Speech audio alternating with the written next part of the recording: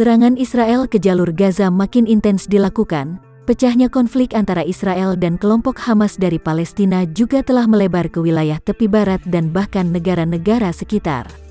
Otoritas Kesehatan Gaza pada Jumat melaporkan setidaknya 481 orang tewas dalam serangan udara Israel dalam 24 jam terakhir. Pada hari-hari sebelumnya jumlahnya terkadang jauh lebih tinggi. Secara total 7.000 lebih warga Palestina telah terbunuh sejak dimulainya konflik terbaru, di mana 66% diantaranya adalah perempuan dan anak-anak. Sebuah sumber medis mengatakan kepada Al Jazeera bahwa jumlah orang yang tewas setelah serangan Israel terbaru di kota Khan Younis di Gaza Selatan telah meningkat menjadi 15 orang.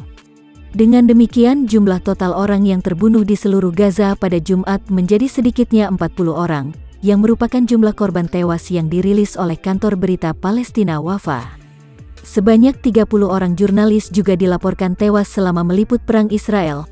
Jumlah jurnalis Palestina yang terbunuh sejak tanggal 7 Oktober kini mencapai 25 orang. 4 jurnalis Israel dan 1 jurnalis Lebanon juga tewas dalam konflik tersebut.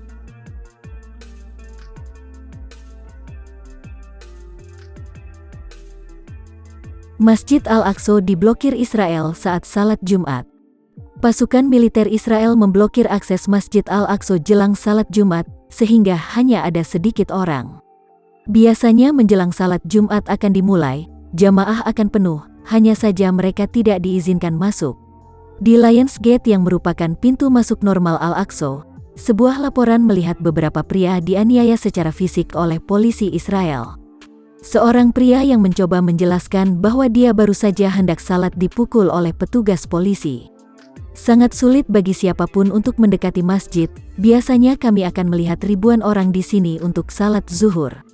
Penghalang jalan dipasang di seluruh tepi barat yang diduduki, orang-orang diblokir dari mana saja di dekat tempat mereka biasanya datang pada hari Jumat.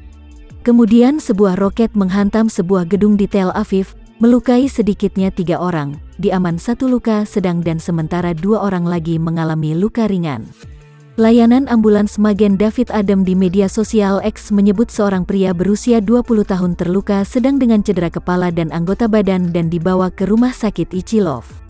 Channel 12 Israel mengatakan bahwa setidaknya 8 roket lain yang diluncurkan ke Tel Aviv berhasil dicegat.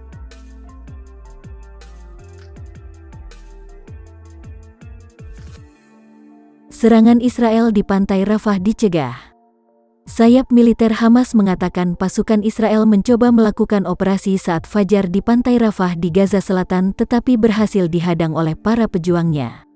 Hal ini memerlukan intervensi Angkatan Udara Zionis yang menyelamatkan pasukan tersebut, sehingga mereka melarikan diri ke laut meninggalkan sejumlah amunisi.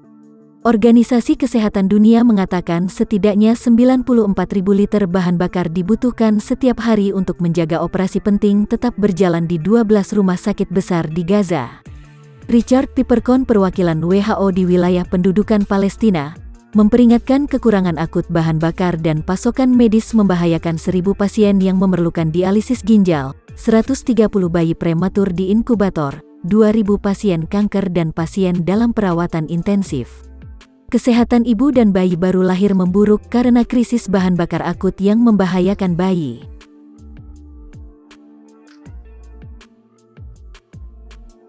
Kejahatan perang Israel-Hamas. PBB mengatakan kekejaman dilakukan oleh kedua belah pihak dalam konflik tersebut, yakni Israel dan kelompok Hamas Palestina. Kami khawatir kejahatan perang sedang dilakukan. Kami prihatin dengan hukuman kolektif terhadap warga Gaza sebagai respons terhadap serangan keji yang dilakukan Hamas yang juga merupakan kejahatan perang. Ia menambahkan sudah waktunya bagi pengadilan independen untuk menilai apakah kejahatan perang telah dilakukan keduanya.